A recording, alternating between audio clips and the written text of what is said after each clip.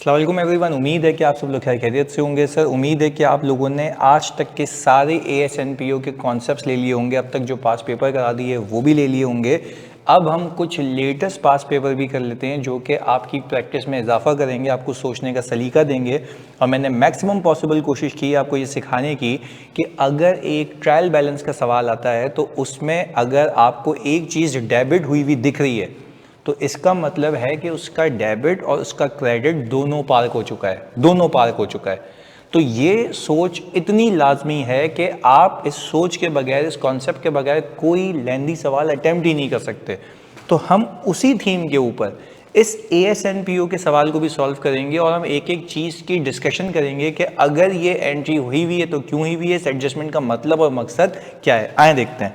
यहाँ पे लिखा हुआ है following is the trial balance of Sagala sports club as at 30 June 2024। यानी यहाँ पे 30 जून 2024 पे ट्रायल बैलेंस दिया हुआ है। ट्रायल बैलेंस दिया हुआ का मतलब यह है कि अकाउंटिंग एंट्रीज कुछ हो चुकी होंगी, अकाउंटिंग एंट्रीज कुछ हो चुकी होंगी। जैसे कि एग्जांपल देता हूँ, यहाँ पे जो कैश एंड बैंक आपको दिख रहा है 12 मिलियन का, तो इस साल पूरे साल में जो कैश आया जो गया ये सब माइनस होके कट पिटा के जो बचा हुआ है वो ये है। एक बेसिक अंडरस्टैंडिंग है ना, ट्रायल बैलेंस पे तो बचा कुछ आता है ना, सारी अकाउंटिंग एंट्रीज हो चुकी हैं। जो एडजस्टमेंट है वो नीचे बता रहा है। चलें एक एक करके देखते हैं। अक्रूड एक्सपेंडिचर दिया हुआ है। सर ये अक्रूड एक्सपेंडिचर मेरे लिए है लायबिलिटी। ये कैशेड बैंक मेरा ऑब्वियसली बैलेंस शीट का आइटम है। Contribution for pavilion club, contribution for pavilion club. अब यहाँ पे ज़रा आपने फोकस होकर सुनना है। आपको अगर पवेलियन क्लब का कंट्रीब्यूशन मिला है और यहाँ पे लिखा हुआ वो 20 मिलियन है, सही है जी, तो इसकी लाजमी लाजमी लाजमी लाजमी मैं अगेन रिपीट कर रहा हूँ, इसकी लाजमी लाजमी एंट्री बनी होगी, बन चुकी होगी। मैं फिर रिपीट कर रहा हूँ, बन चुकी होगी। क्या बनी होगी? कैश डेबिट और डेफर्ड कंट्रीब्यूशन क्रेडिट, क्योंकि हम एक एक कॉन्सेप्चुअल अंडरस्टैंडिंग पे लेके चलेंगे। मैं इसकी लॉजिक भी देता हूँ। सर डेफर्ड कंट्रीब्यूशन इसलिए ना क्योंकि ये जो आपको दिया गया है, ये जो दिया गया है ये रिलेटेड टू फिक्स्ड एसेट है। ऐसा ही है, हमने तो ये सीखा है ना कि हम इसको डेफर्ड में रखते हैं और फिर जब वो एसेट कंप्लीट हो जाता है तो फिर इसमें से उसकी यूजफुल लाइफ पे amortisation Aahista Aahista gradually income में फेंकते हैं। एग्री? डेफर्ड मैटर जो हमने सीखा हुआ है। चलिए जी आगे। फिर हमने ये कहा इसी सवाल के अंदर, वो कह रहा है कि भाई जनरल फंड दिया हुआ है आपको 102 का। अच्छा, जनरल फंड का मतलब आपको पता है कि एक्यूमुलेटेड फंड में जनरल फंड ये ओपनिंग बैलेंस है, ये ओपनिंग बैलेंस है। अच्छा, डेप्रिसिएशन एक्सपेंस दिया हुआ है 11 मिलियन का, मतलब डेप्रिसिएशन एक्सपेंस बुक हो चुका है। कोई एडजस्टमेंट होगी तो वो देख लेते हैं आगे। फिर वो कह रहा है अदर एक्सपेंडिचर आ रहे हैं, फिक्स एसेट आ रहे हैं, फिक्स एसेट आ रहे हैं 96 मिलियन के, ऐसा ही है। और पवेलियन बिल्डिंग आ रही है आपके पास 27 की। अच्छा, आप देखते हैं कि नीचे इन्फॉर्मेशन होगी पवेलियन की, क्योंकि देखो आपको कंट्रीब्यूशन मिला हुआ था, तो अब सब देखना है हमें क्या करना है। और ये बता रहा हूँ कि ये कैश की और डेफर्ड कंट्रीब्यूशन की एंट्री बन चुकी होगी, तभी वो आपके पास। देखो क्रेडिट में आने का मतलब क्या पता है, आपने डिसाइड करना है कि क्या ये क्रेडिट मेरे लिए लायबिलिटी है, क्या ये मेरे लिए इनकम है, क्या ये डेफर्ड है, इसको इनकम में कन्वर्ट करना है, व्हाटसोएवर आपने सोचना है। कैश डेबिट होकर डेफर्ड मिला हुआ है आपको, इसके आगे क्या करना है that you have to decide. यही तो कॉन्सेप्चुअल टेस्टिंग है। आगे payments for school fee. Sir ये पेमेंट फॉर स्कूल फी ये आपका जो मुझे अभी अपेरेंटली लग रहा है, ये लग रहा है 7 का एक्सपेंस, ये आ गया हिसाब किताब। चलें जी आगे। फिर हमने कहा प्लेयर सब्सक्रिप्शन रिसीवेबल। सर ये तो मुझे लगता है कि ओपनिंग रिसीवेबल है, सब्सक्रिप्शन जो सीखा हुआ है हमने। Player subscription receive during the year. मेरी बात को फोकस होकर सुनना, बड़ी अहम चीज़ सिखा रहा हूँ आपको। जो प्लेयर की सब्सक्रिप्शन मिली होगी, प्लेयर्स की सब्सक्रिप्शन मिली होगी, तो ये कह रहा है रिसीव ड्यूरिंग द ईयर। तो सर ये जो रिसीव ड्यूरिंग द ईयर आया ना आपके पास, कैश आपके पास डेबिट हो चुका है। ट्रायल बैलेंस में एंट्री आने का मतलब समझते हो? ट्रायल बैलेंस में एंट्री आने का मतलब समझते हो कि क्रेडिट है तो डेबिट पार हो चुका है कैश में। अब इस क्रेडिट को तुमने डिसाइड करना है, इस क्रेडिट को तुमने डिसाइड करना है, इस क्रेडिट को तुमने डिसाइड करना है कि whether you are going to make this income, whether you are going to consider this as a recovery और whether you are going to make it advance. Whatsoever cash debit हो चुका है तो कैश के against में credit या तो receivable होगा ऑब्वियसली ना, पर आपने डिसाइड करना होगा ये साल क्या। देखो फिर क्या कह रहा है, player subscription receive during the year in advance. ये 15 मिलियन आपको एडवांस मिला हुआ, यानी ये 45 और 15 मिल के पैसे रिसीव हुए, कैश डेबिट हुआ हुआ है, क्रेडिट इसने मारा हुआ है। अब आपने सोचना है इस क्रेडिट को इनकम बनाऊं, लायबिलिटी बनाऊं, क्या करूं। तो फिनोमेना वही है, पहले हमने इसको रीड करने का तरीका देखा कि देखें अगर मेरे क्रेडिट साइड के ऊपर 45 मिलियन और 15 मिलियन आ रहा है तो इसका मतलब कैश में इसका डेबिट जा चुका है। क्रेडिट का तुम लोगों ने डिसाइड करना है कि करूं क्या मैं। आगे देखते हैं।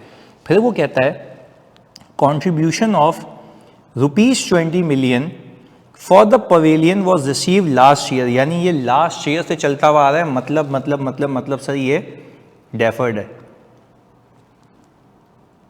ऐसा ही है ना। क्रेडिट में तो पड़ा हुआ है पर क्या इनकम बना दो उसको, नहीं भाई लास्ट ईयर से, तभी तो कैश डेबिट हो चुका है, तभी क्रेडिट बैलेंस दिख रहा है, इसका मतलब डेबिट पार्क हो चुका है इसका। आगे फिर हमने कहा the pavilion was completed this year at a cost of ₹30 million and has been depreciated by ₹3 million। अच्छा अब समझने की बात है, हम यहां पे इनकम एंड एक्सपेंडिचर अकाउंट बनाते हैं ना, income and expenditure for the year ended 30 June 2024, ये हिसाब किताब कर लेते हैं। सही है जी। हमने कहा सर सबसे पहले हम लिखेंगे इनकम्स और इस इनकम्स के बाद यहाँ पे हम डाल देते हैं एक्सपेंडिचर्स।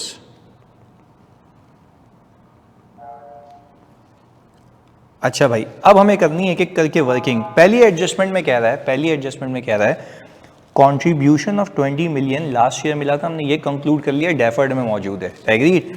फिर कह रहा है जो पवेलियन है वो इस साल 30 मिलियन पे कंप्लीट हुआ है और डेप्रिशिएट हो गया 3 मिलियन से। तो आप देखें ना आपके पास ये मौजूद भी कितने में, 27 पे। मैं आपको फिर बता रहा हूँ इस साल पवेलियन के रिलेटेड जिसको मैं यहाँ पे लिखने लगा हूँ अभी, पवेलियन के रिलेटेड जो है आपने ना ये वाली एंट्री से समझाने के लिए बता रहा हूं, पवेलियन बिल्डिंग,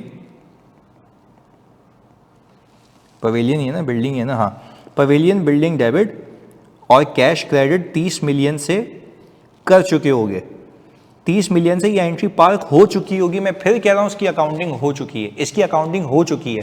तो सर यहाँ पे तो आपके पास कैश 12 आ रहा है भाई, ये बचा कुछ आ रहा है, ये 30 मिलियन माइनस होने के बाद कुछ ओपनिंग होगा, सारी रिसीट्स और पेमेंट्स करने के बाद वो बचा हुआ है, तो उसमें ये एंट्री पड़ चुकी है, तभी ट्रायल बैलेंस में एंट्री आ रही है ना।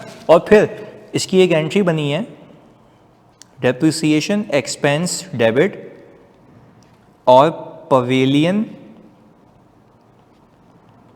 बिल्डिंग क्रेडिट, कितने से, 3 से, क्योंकि वो क्या कह रहा है कि 3 मिलियन का इसके ऊपर डेप्रिसिएशन एक्सपेंस बुक हुआ। अच्छा देखो अब मजे की बात क्या है, जब ये 27 मिलियन हुआ है ना, 27 मिलियन हुआ है, इसमें बच्चे को ये पिक करना था, क्योंकि मैं फिर बता रहा हूँ आप लोगों की अकाउंटिंग बहुत वीक है, सोचने का सलीका दे रहा हूँ आज मैं।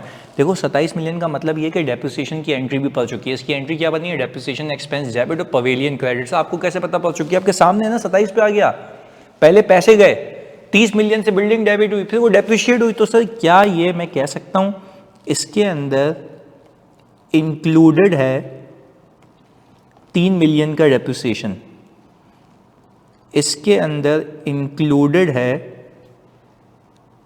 3 मिलियन का डेप्रिसिएशन। सर मैं ये दावे से कह रहा हूँ उसके अंदर इंक्लूडेड है, क्योंकि देखो वो अगर पीपी कम हुआ हुआ है तो एक्सपेंसिव बुक हुआ हुआ है ना, तो वो पार्क हुआ हुआ है। तो इसमें ये चीज़ सीखने की थी। तो सर फिर ये एडजस्टमेंट क्यों दी बेटा, इसलिए दी है कि ये देखने के लिए कि अगर मैं कॉस्ट को इससे डिवाइड करूँगा, सही जी, तो मुझे पता लग जाएगा कि भाई 3 डिवाइडेड बाय 30 इक्वल्स टू 10% आता है। तो ये हो गया मेरा 10 ईयर्स की लाइफ। मुझे ये पता लग गया भाई कि मेरे पास अगेन इस पवेलियन बिल्डिंग की जो लाइफ है वो कितनी है, 10 साल। सर ये तो 10% आ रहा है ना, तो 10% को 100 होने में 10 टाइम लगेगा ना, 10 टाइम्स लगेगा, तो 10 साल हो गई लाइफ। तो अब ये मैंने किया क्यों था पता है, ये मैंने किया क्यों था सर, इसलिए किया था कि मेरे पास जो क्रेडिट में कैश डेबिट होके क्रेडिट में डेफर्ड पड़ा हुआ था sir, deferred contribution for pavilion building, इसको अच्छे से लिखते हैं हम, यहाँ पे लिख रहे हैं sir deferred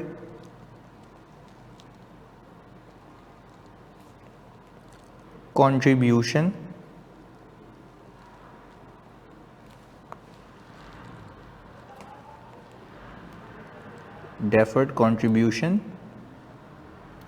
for pavilion. Opening आ था आपके पास 30 नहीं सॉरी 20 है, 20 है, एग्रीड। मैं क्या करूंगा, मैं करूंगा इसको डिवाइड, तो उसकी एंट्री बनाऊंगा deferred contribution of pavilion debit और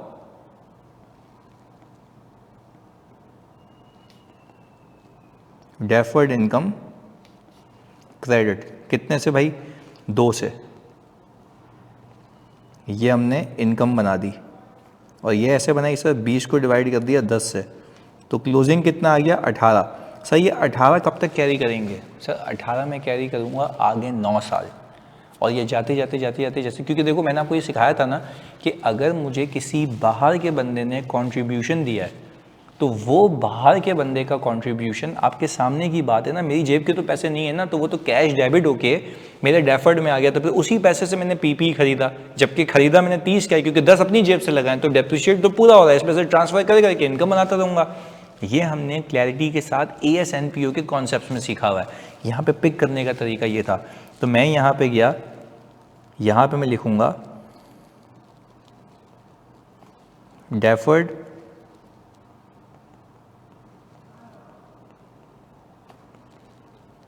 इनकम फ्रॉम पवेलियन कंट्रीब्यूशन। ऐसा ही है, ये आ गया हमारे पास 2 की इनकम आ गई। सर बाकी 18 सर बैलेंस शीट में जाएगा ना, लायबिलिटी में रहेगा, डेफर्ड रहेगा। तो सर अगेन हम यहाँ पे आ गए, हमने कहा कि भाई हमने ये मामला देख लिया, तो सर मैंने जब ये मामला देख लिए हैं तो आई बिलीव कि मुझे इसका भी आइडिया हो चुका है कि मैं डेप्रिसिएशन एक्सपेंस बुक कर लिया जाए यहाँ पे, और डेप्रिसिएशन एक्सपेंस मेरे पास आ रहा है 11 का। और सर ये मैंने आपको अभी कंक्लूड करवाया कि इस 11 मिलियन में वो 3 मिलियन शामिल है। तो सर आपके पास जो ये फिक्स एसेट आ रहे थे, ये वाले फिक्स एसेट 96 के, इसका डेप्रिसिएशन भाई वो ओवरऑल 11 जिसके अंदर वो 3 भी शामिल है, मुझे और कुछ करने की कोई भी नीड नहीं है। हाँ अलबत्ता पता है मैंने किया क्या है, इस पूरे सिनेरियो के अंदर पीपी के खरीदने की एंट्री, पवेलियन के, फिर बता रहा हूँ पवेलियन की खरीदने की एंट्री हुई हुई है, डेप्रिसिएशन की एंट्री हुई हुई है। सिर्फ आपने इन फाइनेंशियल स्टेटमेंट्स में इस ट्रायल बैलेंस के अंदर एक छेड़खानी की है, वो छेड़खानी बताऊँ क्या है, आपने डेफर्ड को डेबिट करके इनकम को क्रेडिट किया, यानी ये 20 से 18 हो जाएगा और इनकम बुक हो जाएगी, दैट्स इट, जो कि इस ओपनिंग जनरल फंड में चली जाएगी, जो कि फॉर द ईयर की इनकम बन के, और फिर आपने ये डेप्रिसिएशन बुक कर लिया, क्योंकि ट्रायल बैलेंस में एंट्री तो हुई हुई है, पर उसको इनकम एंड एक्सपेंडिचर में तो आप डालेंगे ना, एग्रीड। चलें, फिर हमने कहा दूसरी adjustment, player subscription of rupees 16 million were outstanding as at 30 June 2024। अच्छा भाई सर, इसके लिए पहले हमें यहाँ पे सब्सक्रिप्शन अकाउंट बनाना पड़ेगा, सब्सक्रिप्शन अकाउंट बनाते हैं यहाँ पे ताकि हिसाब किताब सही हो।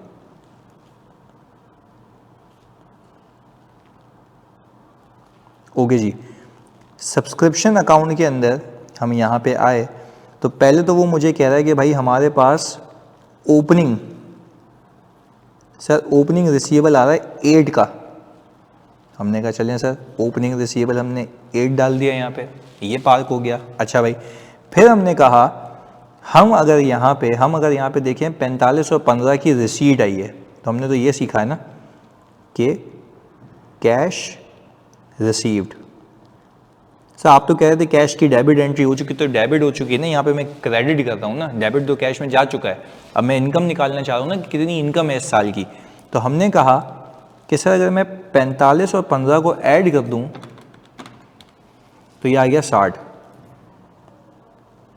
अब ज़रा आपने सावधानी बरकरार रखनी है, देखिएगा कहता क्या है। Player subscription rupees 16 million were outstanding as a 30 June 2024। बोल रहा है 30 जून 2024 पे प्लेयर्स की सब्सक्रिप्शन आउटस्टैंडिंग थी 16 मिलियन की आखिर में। ऑफ दिस अमाउंट, इसमें 3 million should be return of as it was also outstanding on 1 July 2003। वो कह रहा है इसमें से ये 16 मिलियन ना मेरा क्लोजिंग रिसीवेबल है। वो कह रहा है इसमें से आप बराए मेहरबानी राइट ऑफ कर दें 3 मिलियन। तो मेरे ख्याल से जब मैं क्लोजिंग लिखूंगा 16 में से 3 निकाल दूंगा, तो 16 में से अगर मैंने 3 निकाल दिए तो ये बच गए 13। सर बाकी मुझे क्या करना है, राइट ऑफ 3 से। यानी वो कहना ये चाह रहा था कि 16 के अंदर इस 8 में से 3 भी शामिल था। तो मैंने कहा वो 3 में राइट ऑफ करूंगा तो जाहिर सी बात है मेरे पास क्लोजिंग कम हो जाएगा ना, तो मैंने 13 रख दिया उसको। देखो अगेन 16 मिलियन का रिसीवेबल है, वो कह रहे हैं 16 मिलियन के रिसीवेबल में ओपनिंग के रिलेटेड 3 मिलियन भी मौजूद है। तो मैंने कहा सही है, अगर ओपनिंग के रिलेटेड 3 मिलियन मौजूद है, करना है क्या, उसका रहने देना, हटाना, मतलब राइट ऑफ कर दो। तो मैंने कहा क्लोजिंग से हटा दो ना फिर, क्योंकि इसके अंदर शामिल है, क्योंकि एजेड का बैलेंस उसने बताया है। एग्रीड। तो हमने कहा ये भी बात समझ आती है। अच्छा फिर वो आगे कह रहा है कि it as it was also outstanding at 1 July 2003, ये भी बात समझ आती है। आगे सुनिएगा। फिर हमने कहा ड्यूरिंग द ईयर, इस साल, some players started paying subscription in advance for the whole year. यानी ये जो ऊपर आपको पैसे दिख रहे हैं ना, ये वाले मेरे बच्चों, ये जो 15 मिलियन है ना, ये 15 मिलियन है, लोगों ने एडवांस पैसे देना शुरू किए हैं। ये जो 15 मिलियन है ना, लोगों ने एडवांस पैसे देना शुरू किए इस नीयत के साथ, इस लालच के साथ कि उनको 20% का डिस्काउंट मिलेगा। यानी ये पैसे ऑलरेडी कम है, तो सही है ना, मैंने कैश डेबिट करके डेफर्ड को क्रेडिट किया हुआ है अभी, यानी एडवांस सब्सक्रिप्शन को क्रेडिट किया हुआ। उसमें से देखते हैं इनकम कितनी बनाऊंगा, क्योंकि साल के शुरू में पैसे आ गए मेरे पास। अब देखो आगे क्या कहता है, 40% of these subscription should be considered advances for 30 जून। यानी कहने का मतलब ये है कि भाई ये जो पैसे मुझे रिसीव हुए हैं ना, ये जो पैसे मुझे रिसीव हुए हैं, 60 के अंदर 2 हिस्से हैं। इस 60 के अंदर 2 हिस्से हैं। इस 60 के अंदर ये जो 45 हैं वो तो चलो इस साल के भी हैं, पिछले साल की रिकवरी भी है, पर वो कह रहा है कुछ लोगों ने डिस्काउंट अवेल करने के लिए लालच में 15 मिलियन एडवांस में देते साल के शुरू के, पर जो साल के शुरू में लोगों ने एडवांस देना शुरू किया था उसमें कुछ लोगों ने अगले साल के लिए भी दिया था। तो यानी यहाँ पे बच्चों ने एग्जाम में क्या किया था कि player subscription receive during the year in advance को पूरा एडवांस में क्लोजिंग में डाल दिया था ना। इसका मतलब ये है कि इस साल के शुरू में इस साल का भी एडवांस मिल गया था, तो इसमें इस साल का भी एडवांस है, जो इस साल तो इनकम बन जाएगा ना, इसमें से कुछ ऐसा है जो अगले साल जाएगा। Are you getting my point? देखिए यहाँ पे क्या लिखा हुआ है, 40% of these subscription should be considered as advance as 30 June 2024। तो अगर मैं यहाँ पे मेरे बच्चों क्लोजिंग 15 को मल्टीप्लाई करूँ और उसका निकाल लूँ 40%, तो ये आ गया 6। सर मेरे पास ओपनिंग एडवांस आई बिलीव कुछ भी नहीं है, let me see it again. Okay ये भी नहीं है। तो आखिरी एडजस्टमेंट में क्या कहता है, due to a significant balance in general fund, जो क्योंकि बोले जनरल फंड में बहुत ज़्यादा पैसे हो गए, वो कह रहे हैं कि ट्रस्टी एक फंड इस्टेब्लिश करेंगे, इसको स्पेशल फंड। तो सर ये तो एक्विटी से एक्विटी की मूवमेंट है ना, does this have to do anything with income and expenditure? ना, ये एक्विटी से एक्विटी मूव हो जाएगा, that's it. Transfer of reserve जैसे हम चेंजेस इन एक्विटी में करते हैं। तो सर हमने ये कहा कि सर हमारे पास अब, मैंने कहा 60 मिलियन पैसे रिसीव हुए हैं, कैश डेबिट क्रेडिट कर दिया मैंने सब्सक्रिप्शन, इसको मैं इनकम बनाने लगा था, सही है जी। फिर मैंने कहा 13 का अक्रूवल भी इनकम बनाओ, बट होल्ड ऑन। देखो मैंने 3 भी प्लस किया ना राइट ऑफ कैश के अंदर, यानी मैंने किया कैलकुलेट भी करते हैं, 60 + 3 + 13। मैंने कहा ये मैं इनकम बनाने लगा हूँ, 60 + 3 + 13, ये मैं 76 की इनकम बनाने लगा था। फिर मुझे याद आया ये 3 तो राइट ऑफ है, तो रिसीवेबल है, ये तो हटा रहा हूँ मैं, तो वो 8 के अंदर शामिल था ना, तो ये प्लस ये माइनस 0 हो जाएगा, तो मैंने इसमें से 8 लेस कर दिया, यह आ गया ओपनिंग रिसीवेबल। तो इसके अंदर छुपा हुआ 3 जो है वो एलिमिनेट हो गया, वो इनकम नहीं बनेगा, क्योंकि उसकी एंट्री क्या बनी होगी सर, एंट्री क्या बनी होगी, receivable credit right of debit. ये एक्सपेंस है, ये एक्सपेंस है मेरे बच्चों, ये एक्सपेंस है, ये एक्सपेंस है, तो इसलिए इनकम तो नहीं आएगा ना, इसलिए हट गया। बस हम तो शॉर्टकट में लेके चलते हैं ना। ओके, फिर इसी के अंदर 5 है, इसी के अंदर 5 है जो रिकवरी होगी, और सर ये 13 इस साल का अक्रूवल होगा, ये 13 इस साल का अक्रूवल होगा, वो भी इनकम, क्योंकि उसकी एंट्री क्या बनती है, रिसीवेबल डेबिट इनकम क्रेडिट। तो हमने सीखा हुआ है, बखूबी सीखा हुआ है, प्रॉपर तरीके से सीखा हुआ है। फिर हमने कहा सर इसमें से आप क्लोजिंग एडवांस भी तो माइनस करें ना, क्योंकि वो तो अगले साल की इनकम है। तो अगर मैं इस 60 + 3 + 13 -8 -6 करूँ तो ये आता है 62, और मैंने कहा सर यहाँ पे मेरे पास जो इनकम आती है वो 62 की आती है, ऐसा ही। और हम कह रहे हैं ये हमने निकाल ली सर बैलेंसिंग फिगर। तो सर हम यहाँ पे आए और हमने कहा हमारे पास इधर डाल दी हमने सब्सक्रिप्शन इनकम। सर इसके पैसे वैसे भाई सब अकाउंटिंग हो चुकी है, खाली उसको यूज़ करके तुमने इनकम निकाली है, उसको यूज़ करके तुमने इनकम निकाली है। तो सर हमारे पास यहाँ पे ऑल टुगेदर 62 की इनकम आ गई। अच्छा, अब हम अगर यहाँ पे देखें हमें क्या कोई अलग से इनकम दिखती है? नहीं सर, ये जो 4515 क्रेडिट हुआ था ना, इसमें से कुछ इनकम बन गया, कुछ एडवांस में चला गया, कुछ रिकवरी थी, तो ऑटोमेटिकली अकाउंटिंग हो चुकी है सबकी। अच्छा भाई, इसके बाद आपने पेमेंट फॉर स्कूल फी आ रहा है, वो 7 का एक्सपेंस है, और हम देखते हैं फंड का to contribute to school fees of promising children, parent can apply grant up to. Okay, अच्छा अब देखें इसमें से ये जो पेमेंट फॉर स्कूल फी आ रहा है ना, ये 7 मिलियन, तो ये देखिए हमने फ़ंड अलग किया हुआ है इसका, तो इसका मतलब है ये स्पेसिफिक फ़ंड से पेमेंट होगी, ये यहाँ का खर्चा नहीं है, ये मैंने सिखाया हुआ है। अगेन रिपीट करता हूँ, स्पेसिफिक फ़ंड के खर्चे स्पेसिफिक फ़ंड से ही होते हैं। तो अब अगर मैं यहाँ पे एक्सपेंडिचर्स की बात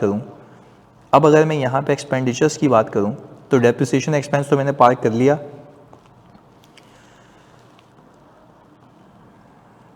राइट ऑफ ले आऊँगा सर 3 मिलियन का, ये पार्क हो गया।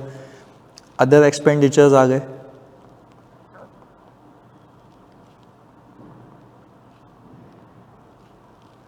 सर अदर एक्सपेंडिचर्स मेरे कितने हैं? अदर एक्सपेंडिचर मेरे पास आ गए 38 के, ये हो गया। अच्छा, अब मेरे पास पेमेंट फॉर स्कूल फी है। अच्छा, पेमेंट फॉर स्कूल फी की एंट्री क्या बनी होगी सर? कैश हो गया होगा, क्रेडिट जा चुका है, तभी तो डेबिट पड़ा हुआ है। कैश हो गया होगा क्रेडिट, यानी कैश कम हो गया होगा, और डेबिट में ये पड़ा हुआ। तो यू नीड टू डिसाइड, क्या मैं इस डेबिट को एक्सपेंस बोलूँ या डायरेक्टली फंड से पेमेंट बोलूँ या एसेट बोलूँ? सर ये एक्सपेंस है, पर ये एक्सपेंस जनरल फंड में नहीं जाएगा, इसके लिए स्पेशल फंड बनाया तो मैं वहीं से इसकी पेमेंट करना। एग्रीड? तो इसकी एंट्री ये बनी होगी कि स्पेसिफिक फंड डेबिट हो गया होगा और कैश क्रेडिट। तो ये आपने डिसाइड करना था कि करना क्या है इसका। तो खैर हमने ये किया कि पहले तो आपके पास इसके अलावा तो कोई इनकम है ही नहीं, ये आ गया 64, और आपके पास आ गया 11 + 3 + 38, ये आ गया सर आपके पास 52। सर हमारे पास ये आ गया एक्सेस ऑफ इनकम ओवर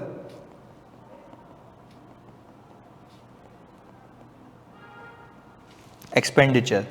तो हमने कहा 64 - 52, ये कितना आ गया? 12 का सरप्लस आ गया। ठीक हो गया जी। अच्छा, अब सर इसी चीज़ को देखते हुए हम बनाएंगे यहाँ पे स्टेटमेंट ऑफ फाइनेंशियल पोजीशन, क्योंकि आपने कहा कि जो पैसे आने थे जाने थे अक्रूवल थे वो सब बुक कर आके अब आप यहाँ पे आ गए। अच्छा, हमने कहा स्टेटमेंट ऑफ फाइनेंशियल पोजीशन में सबसे पहले आपने कहा आप डाल दें sir fix assets. Fix assets आपके पास कितने के आ रहे हैं सर? फिक्स एसेट्स आ रहे हैं 96 के। सर क्या इसकी डेप्रिसिएशन बुक हो चुकी है? Definitely yes. Pavilion building. अच्छा सर पवेलियन बिल्डिंग आपके पास कितने की आ रही है? 27 की। सर इसका डेप्रिसिएशन बुक हो चुका है? Definitely yes. तो आपके पास 96 प्लस 27 आ गया 123। अच्छा फिर आप आ जाते हैं सर बकाया एसेट्स पे। कैश एट बैंक,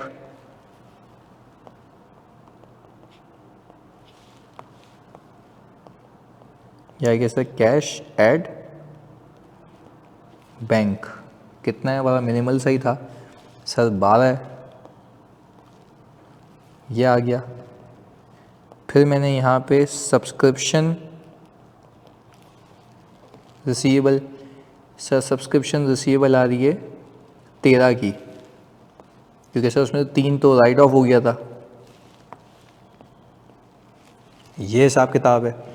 अच्छा सर अब अगर मैं देखूं एसेट साइड के ऊपर तो ये हो गया, सही है जी। मेरे पास फिक्स एसेट हो गए, पवेलियन हो गया, पेमेंट फॉर स्कूल फी तो अलग है, बाकी कुछ भी नहीं बचा, बाकी कुछ भी नहीं बचा। तो sir I am in a position कि मैं ये जो मेरे पास 12 और 13 की अमाउंट आई है, मैं ये करंट एसेट्स को परचेस करूं और टोटल एसेट्स हो गए मेरे पास 148 के। ये हिसाब किताब हो गया। चलें अब हमने कहा कि सर मैं लायबिलिटीज़ पे आ जाऊं, तो डेफर्ड कंट्रीब्यूशन जो था पवेलियन का सर वो 20 था, पर सर 18 हो गया ना, क्योंकि आपने 20 में से 2 तो इनकम बना दिया ओवर द पीरियड के चक्कर में। अच्छा फिर आपने कहा मैं यहाँ पे मेरे थे कुछ अक्रूड एक्सपेंडिचर, ये रहा 17 लायबिलिटी है ना, इसका अक्रूवल बुक हो गया, एक्सपेंस बुक हो चुका है मेरे बच्चों, इसका अक्रूवल बुक हो गया, एक्सपेंस बुक हो चुका है, तभी इसका क्रेडिट पड़ा हुआ है यहाँ पे, ये आ गया। अक्रूड एक्सपेंडिचर भी हो गए। अच्छा भाई इसके बाद आपके पास एडवांस सब्सक्रिप्शन भी तो है, तो सर ये जो आपकी एडवांस सब्सक्रिप्शन आ रही है, इसको थोड़ा सा इधर कर लेते हैं, वो कितनी आ रही थी सर? 6 की, वो आ रही है 6 की। और सर अगर मैं देखूं यहाँ पे और तो मुझे कोई लायबिलिटी नहीं दिखती ना, और कोई लायबिलिटी नहीं है हमारे पास, कंट्रीब्यूशन वगैरह सब अकाउंट फॉर हो गया। सर ये आ गया हमारे पास 18 + 17 + 6 41। सर ये तो फ़र्क आ गया, ये तो मैच ही नहीं हो रहा। अभी देखते हैं सर, हम आ गए अक्यूमुलेटेड फंड पे। अच्छा अक्यूमुलेटेड फंड में आपके पास सबसे पहले आएगा जनरल फंड। अच्छा जनरल फंड के लिए आपने ये देखना है कि आपके पास ओपनिंग कितना था। सर ओपनिंग मेरे पास था 102 का, एग्रीड। इसके अंदर आपने सरप्लस डाल दिया 12, और इसके अंदर से आपने माइनस कर दिया सर वो जो आपने सेट असाइड किया है, और वो जो सेट असाइड किया आपने कितना किया है? 24 मिलियन। तो आप यहाँ पे अगर 24 मिलियन माइनस करते हैं तो 102 + 12 - 24, तो सर ये आ गया 90। और सर आपने यहाँ पे कौन सा फंड खोला है, नाम क्या है उसका? Contribution school fee of promising children. तो हमने कहा स्कूल फी फंड, एक स्पेशल फंड खोल दिया हमने कहा 24 यहाँ पे आए होंगे, सही है जी, ये आ गया, आपने इसमें ट्रांसफ़र किया, और इसमें से आपने खर्चा भी तो किया है ना भाई, इसमें से आपने खर्चा भी तो किया है ना। कितना किया है? 7 मिलियन की आपने पेमेंट की है, क्योंकि उससे तो सीधा सीधा आपने माइनस कर दिया। 24 - 7, यह आ गया 17। अच्छा सर अगर मैं इस 17 में ये प्लस करूं तो 90 + 17 आ गया 107। और सर अगर मैं 107 और 41 को प्लस करूँ तो सर एग्जैक्टली 148 आता है, और या तो आप एसेट्स में से लाइबिलिटीज़ माइनस करें तो ये फंड ही बचेगा। आई होप ये क्लियर होगा, but again I am telling you, आप डिटेलिंग नहीं करेंगे, प्रैक्टिस नहीं करेंगे, आपसे कभी भी एनपीओ के सवाल नहीं होंगे। तो मैंने आपको एक एक एंट्री के साथ बताया है कि किस चीज़ का इम्पैक्ट कैसा रहा होगा। मिलते हैं अगली क्लास में अगले सवाल के साथ। जज़ाकल्लाह।